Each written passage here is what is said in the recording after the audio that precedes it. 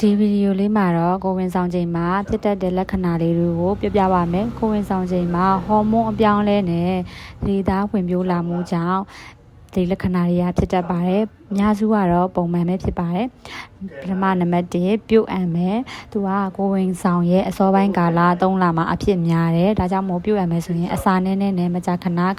စားပေးပါ။နောက်တစ်ခုပင်မနွမ်းနေမယ်။သူကလည်းကိုဝင်အစောပိုင်းနဲ့နောက်ပိုင်းမှာဖြစ်တတ်တယ်။အနားယူချိန်လုံလုံလောက်ဖြစ်အောင်နေပါ။အာဟာရပြေဝတဲ့အစားအစာလေးတွေစားပေးပါနောက်တစ်ခုနံပါတ်3ရင်ပူမယ်ပေါ့နော်တရင်ကကြီးလာတော့အစာရင်ကိုဖိအားပေးလို့ကြောင့်မနော်ရင်ပူမယ်အဲ့တော့ကြောင့်မလို့အစာစားပြီးတိုင်းမလဲနဲ့မကြာခဏစားပေးပါနောက်တစ်ခုဝမ်းချုပ်ခြင်းသူကဟော်မုန်းပြောင်းလဲမှုနဲ့တန်တက်ဆေးတွေအားဆေးတွေတောက်တော့ကြောင့်ဝမ်းချုပ်တတ်တယ်ပေါ့နော်အဲ့တော့အသီးရွက်မှန်အသီးရွက်သားငါပုံမှန်စားဖိုက်ပါတက်ပါတယ်အသီးရွက်စားရည်များတောက်လက်လေးပါလေးလျှောက်ပေးဆိုရင်အဆင်ပြေပါတယ်နောက်တစ်ခုကခါနာတာပါကိုဝင်ဆောင်ကလာရင်ဒီနဲ့တဖြည်းဖြည်းကိုလေးချိန်တိုးလာတာကြောင့်မို့လို့တဖြည်းဖြည်းနဲ့ခါနာတတ်တယ်ပေါ့နော်အဲ့တော့ကိုနေထားမှန်နေထိုင်မယ်ကိုဝင်ဆောင်လေးကျင်ငန်းပေါ်ပါလေးလုပ်လို့ရတယ်ခြေထောက်ကြွတ်တင်မယ်ပေါ့နော်အမြဲတမ်းတော့မဟုတ်တခါတလေညဘက်မှာကြွတ်တတ်တယ်ပေါ့နော်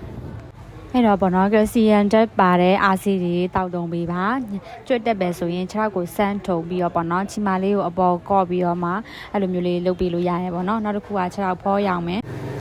ခြေထောက်ဖောရောင်တာလက်တွေခြေထောက်တွေဖောတယ်ဆိုတာလေကိုဝင်ဆောင်ချိန်မှာဖြစ်တတ်တဲ့လက္ခဏာတစ်ခုပေါ့နော်စိတ်ပူစရာတော့မလိုပါဘူးရုပ်တရက်အရန်ဖောင်းလာတာတို့ပါတော့ပေါ့နော်အဲ့လိုမျိုးဆိုရင်တော့စီယုံစီကန်တော့ပြပါနောက်တစ်ခုမကြခဏစီးသွားမယ်ပေါ့နော်တရေသားကတအိမ်ကိုဖိလာတာကြောင့်မို့စီခဏသွားတာဖြစ်တတ်တယ်ပေါ့နော်အဲ့တော့ရေကိုရှော့တော့ဖို့လည်းမလိုပါဘူးစီးသွားတာကခဏသွားတာကိုဝင်ဆောင်ချိန်ရဲ့လက္ခဏာပေါ့နော်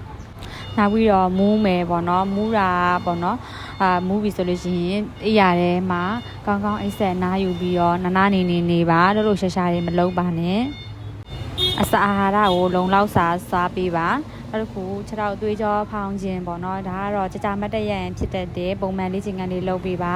အနားယူတဲ့ချိန်မှာပေါ့နော်ခြေထောက်ကိုမြင့်လေးထားပြီးတော့အနားယူလို့ရတယ်ပေါ့နော်အရေးပေါ်အနေရဲ့လက္ခဏာတွေကဘာတွေလဲဆိုတော့မိမကနေရေဆင်းမယ်သွေးဆင်းမယ်ခေါင်းနေရန်ကရင်ကလေးမလုံတော့ရင်ဘိုင်းနာရင်ဖျားရင်တက်ရင်အတက်ရှူရခင်ဒါရရှိဗီဒီယိုမှာလည်းပြပြီးသားပေါ့နော်ဒီလက္ခဏာဖြစ်ရင်တော့စီကန်းသွားပြပါဒီဟာလေးကတော့အနှစ်ချုပ်လေးပါအဲ့တော့ကိုဝင်ဆောင်ချိန်မှာဖြစ်တတ်တဲ့လက္ခဏာတွေကိုသိရှိမယ်လို့မျှော်လင့်ပါတယ်